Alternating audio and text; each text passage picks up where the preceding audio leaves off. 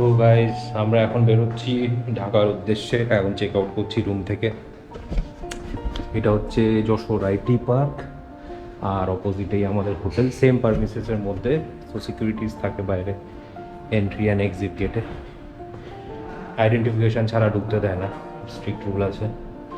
তো আমরা এখন চেক আউট করবো হোটেল থেকে। লাগানো এটা হচ্ছে রিসেপশন, আমি চাবিটা রিটার্ন দেবো। হ্যালো, হ্যাঁ,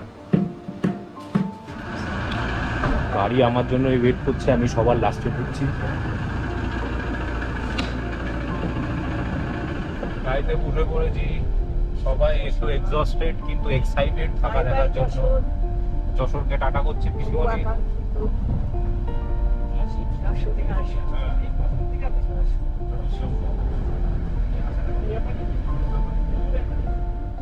তো হোটেল ছাড়ার আগে আমাদের স্টাফরা রিকমেন্ড করলো কি যশোরের কাপড়পট্টি একবার ঘুরে যেতে। ওখানে শোনা যাচ্ছে যে নকশিকাতার ভালো জিনিসপত্র পাওয়া যায়। তো দেখি আমরা ওখানেই প্রথমে এখন যাচ্ছি, মনের মতো কিছু যদি পাওয়া যায়। স্মৃতি যাই হোক, আজকে যশোর ছেড়ে যাচ্ছি ঢাকাতে। তো রাস্তায় আমরা ডাব পেয়েছি, ডাব খাচ্ছি। সবাই ডাব খাচ্ছে, পানিওয়ালা ডাব। পিসি আর মা মালাইওয়ালা ডাব খেলো, বাকি সবাই পানিওয়ালা ডাব খেয়েছে। এটা যশোরের কোতওয়ালি মডেল থানা, এর পাশেই আমরা ডাব খেলাম, ওই যে ডাবের দোকান। এখন আমরা এগিয়ে যাচ্ছি কাপড়ের গলিতে কাপড় কেনার জন্য।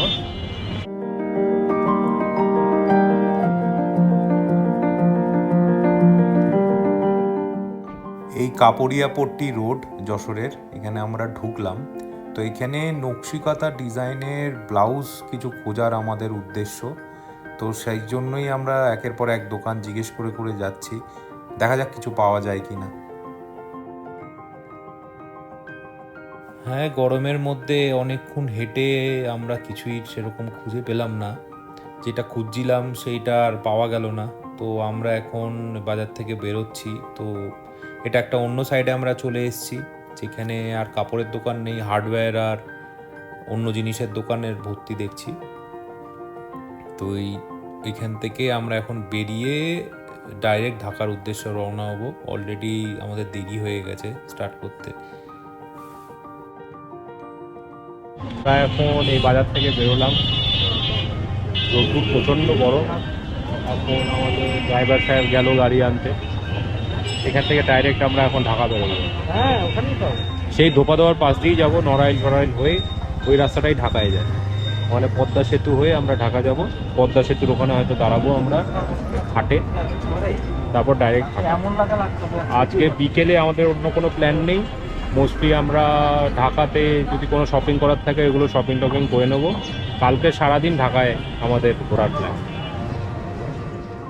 তো আমরা এখন যশোর সিটি থেকে বেরিয়ে গেলাম। এটা সেই ধোপাদহ যাওয়ার রাস্তা যেটা দিয়ে আমরা ডে 2-তে গেছিলাম। তো এই রাস্তাটাই ধোপাদহ, এরেন্দা বাজার এইসব এলাকা হয়ে গিয়ে পদ্মা সেতু হয়ে ঢাকা নিয়ে যাবে। তো আমাদের আবার সেই পুরনো মেমোরিজগুলো আবার সবার তাজা হয়ে যাচ্ছে এই রাস্তাটা দেখে। ভালোই মজা করতে করতে যাচ্ছি আমরা।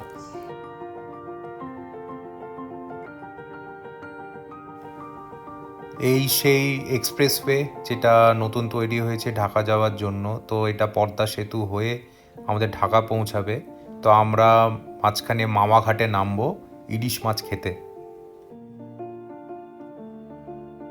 এবার পদ্মা সেতুর টোল 1300 টাকা, যেটা শুনে আমরা একটু অবাকই হলাম। তো এই ব্রিজটা প্রায় 6 কিলোমিটার লম্বা, বেশি হলেও কম না। তো আর রেল ব্রিজটার খাসিয়াত হলো যে নিচে এই রাস্তার নিচেই হচ্ছে রেল ট্র্যাকও যাচ্ছে। তো একটা পিলারের উপরেই রেল ট্র্যাক, তার উপরে দিয়ে গাড়ি যাওয়ার রাস্তা। তো আমরা ব্রিজটা ক্রস করে ওই পারে মামাঘাটে নামবো ইলিশ মাছ খেতে। আমরা এখন পদ্মার ফেরিঘাটে এসেছি।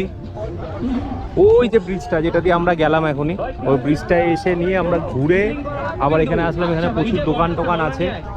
এখানে মোস্টলি আমরা ইলিশ মাছ খাবো, ইলিশ মাছ ভাত দেওয়া যে দুপুরে প্ল্যান খাবার। এই ফেরিঘাট।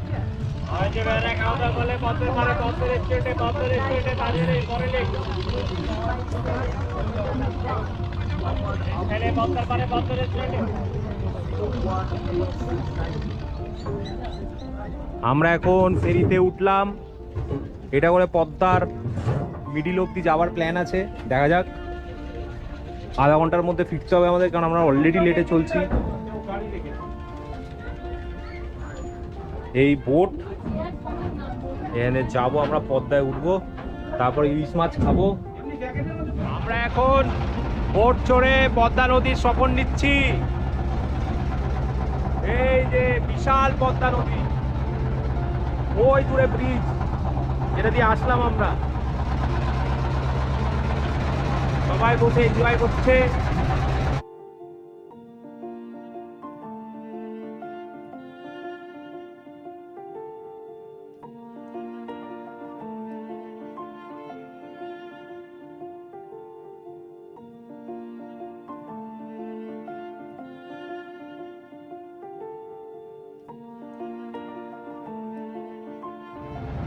আমরা এগিয়ে চলেছি, ওইদিকে যাবো, মোটামুটি আধা ঘন্টা যাওয়ার প্ল্যান আছে। তো আমাদের টাইম কম বলে আমরা আধা ঘন্টার রাইডটা নিলাম। তো অনেক দৌড়াদৌড়ি করার পর মাঝি ভাই আমাদের 1000 টাকা বাংলাদেশি মুদ্রায় অ্যাকসেপ্ট করলেন। তো আমরা আধা ঘন্টা ঘুরে আবার রিটার্ন চলে আসবো।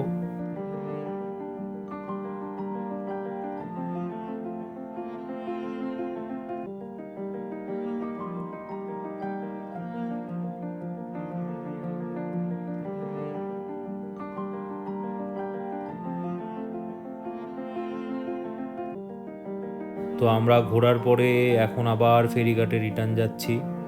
এখান থেকে আমরা যাব রেস্টুরেন্টে ইলিশ মাছ খেতে। তো অনেক কটা রেস্টুরেন্ট আসার সময় দেখলাম, দেখা যাক কোনটায় ঢুকি, তারপরে পদ্মার সুস্বাদু ইলিশের টেস্ট নিই। সো গাইস, ফেরিতে ওঠা হয়ে গেছে, এবার গাড়ির মধ্যে আমরা বসে, বিশাল গরম বাইরে। আমরা এখন এখান থেকে যাচ্ছি, এখানে ইলিশ মাছ খাবো। সব কটা রেস্টুরেন্টের অ্যাটেন্ডেন্টরা আমাদের দেখে ছুটে এসছে, দেখা যাক কোন রেস্টুরেন্টে ঢুকি এবার। তো আমরা প্রথমের রেস্টুরেন্টটাতেই ঢুকলাম, যেটার নাম রূপালী ইলিশ রেস্টুরেন্ট। তো এখানে এখন আমরা মাছ দরাদরি করব, মাছের সাইজ দেখে, তারপর বাকি কী কী আইটেম খাবো না খাবো এগুলো ডিসাইড করব। রেস্টুরেন্টে বোথ এসি অ্যান্ড নন এসির বসার জায়গা আছে। সব দোকানেই মাছ দরাদরি করে নিতে হয়।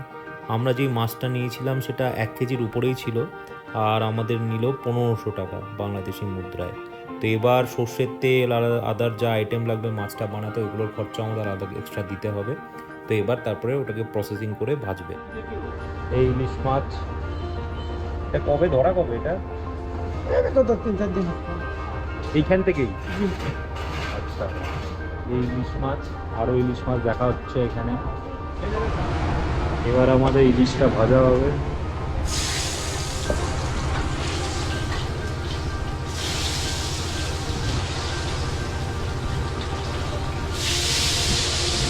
গুলো তেলে যাচ্ছে, গরম গরম সর্ষের তেলেই পদ্মার ইলিশ ভাজা হচ্ছে, এটা দেখেই তো আমাদের পেট আধা ভরে গেল। আসসালামু আলাইকুম সবাইকে। বাংলাদেশ সেই মাওয়া রূপালী ইলিশের পক্ষ থেকে তাদেরকে আমন্ত্রণ। স্যারে আজকে হয়তোবা ইন্ডিয়া শিলিগুড়ি থেকে বিভিন্ন ডিস্ট্রিক্ট থেকে তারা মিলে একটা ফ্যামিলি একাত্র হয়ে আসছে, বাংলাদেশে আসছে সেই পদ্মা সেতু দেখার জন্য, এবং পদ্মার যে স্বাদ ইলিশের সেটা একদম নিজ চোখে নিজে এটা গ্রহণ করার জন্য তারা আসছে। আমরাও তাদের রূপালী ইলিশ এই মাওয়া ঘাটের রেস্টুরেন্ট থেকে বিশাল সাইজে বড় একটা পদ্মার ইলিশ দিয়েছি, এবং সেই ইলিশটাকে ফ্রাই করতেছি। স্পেশাল লেজ ভর্তা, বেগুন ভাজা, পেঁয়াজ মরিচের ভর্তা, তারপর হচ্ছে বিভিন্ন ধরনের ভর্তা আছে, শাকসবজি আছে, চিংড়ি, কাঁকড়া, কোরাল, বোয়াল, চিতল মাছ, আইড় মাছ, সব ধরনেরই মাছ আছে আমাদের এখানে, যে যেটা চায়। স্যারের ভিডিও দেখে যারা রূপালী ইলিশে আসবেন আপনাদের সকলকে আমন্ত্রণ, এবং যথাসম্ভব আপনাদেরকে সম্মান এবং শ্রদ্ধা করা হবে, এবং 5% ডিসকাউন্ট। Thank you. আপনার নাম দাদা? আমার নাম মোহাম্মদ রফিক। মোহাম্মদ রফিক ভাই জি। আমাদের আজকে ভর্তা বানাচ্ছে।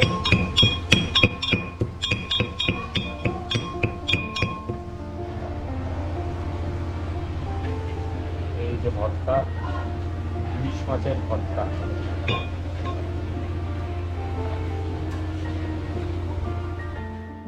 সব আইটেমগুলো এরকম সুন্দরভাবে আমাদের টেবিলে সাজিয়ে দেওয়া হলো। এবার আমরা খেতে বসবো আর পদ্মার ইলিশের টেস্ট নেব।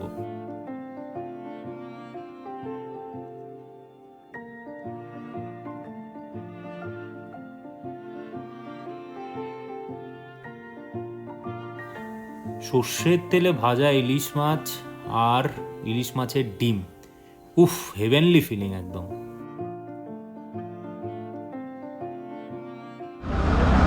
তো আমরা এখান থেকে খাবার শেষ হলো, এখন খুব ভালো খেলাম, মাছ ভাজা যা ছিল খুব সুন্দর খেলাম, ভর্তা টর্তা দিয়ে সব ভালো খেলাম এই রেস্টুরেন্টে। এই নাম্বারও লেখা আছে, এখানে খেয়ে আমরা এখন ঢাকার উদ্দেশ্যে রওনা হব। দেখা হবে ডাইরেক্ট ঢাকায়, আমাদের অলরেডি লেট হয়ে গেছে, আমরা এতক্ষণে পৌঁছে যাওয়া উচিত ছিল। দেখা যাক। আমরা এখন বুড়ি গঙ্গা নদী ব্রিজ ক্রস করছি ঢাকায়। আমরা এখন ঢাকা শহর প্রায় ঢুকে গেছি। ঢাকার পর সব এখন দেখতে পাচ্ছেন বিল্ডিংগুলো, আর সেই ধানের ক্ষেত মাঠ এই সব শেষ হয়ে গেছে, এখন শুধু বিল্ডিং। আমরা ঢাকা শহরে ঢুকছি আস্তে আস্তে। তো আমরা এখন পুরাতন ঢাকা ক্রস করছি। তো এই জায়গাটা একটু কনজেস্টেড, আমাদের নর্থ কলকাতা টাইপের। আর আমরা যাচ্ছি এখন উত্তরার সাইডে, যেটি নতুন ঢাকা, এবং এয়ারপোর্টটাও ওর পাশে। তো আমাদের হোটেলে ওখানে এয়ারপোর্টের পাশাপাশিই ঠিক করা হয়েছে। তো আজ রাতটা আমরা হোটেলে থাকবো এবং কালকে সারাদিন আমাদের ঢাকার আশেপাশে সব ঘুরবো। এই দিয়েই আজকে আমাদের ভিডিওটা শেষ করছি। ভালো থাকবেন, সুস্থ থাকবেন।